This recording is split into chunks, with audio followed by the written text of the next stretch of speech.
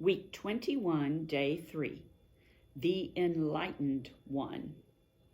Siddhartha exchanged his sumptuous garments for a monk's yellow robe and went out into the world to do penance for what he considered to be his previous life of sin.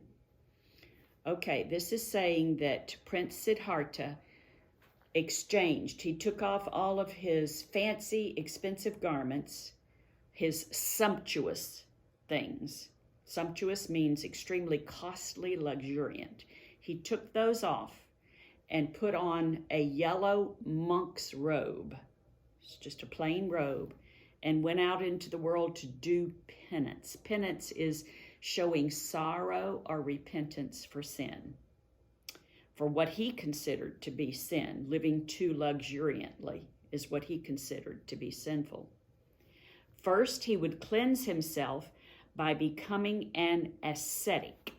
An ascetic is a person who practices self-denial.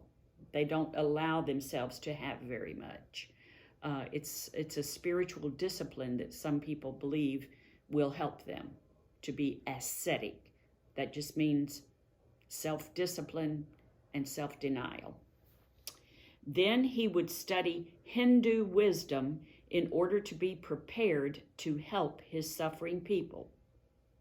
After 6 years of desultory wandering and attracting only a handful of disciples, Siddhartha came to a huge tree near the Indian city of Gaya.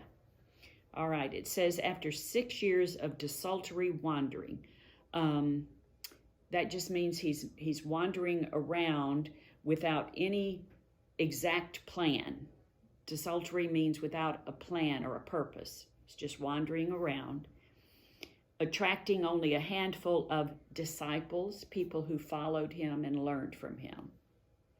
But then he came to this tree near the Indian city of Gaya.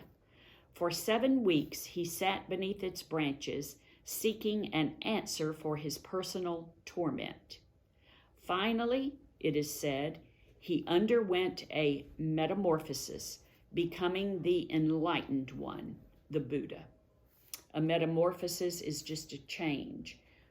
In this case, it's not a physical change. He didn't change physically. It's a change of his whole mental attitude, the substance of who he is. He changed from being this prince who had everything he wanted to being a very simple, humble man who denied himself the most necessary things. The end.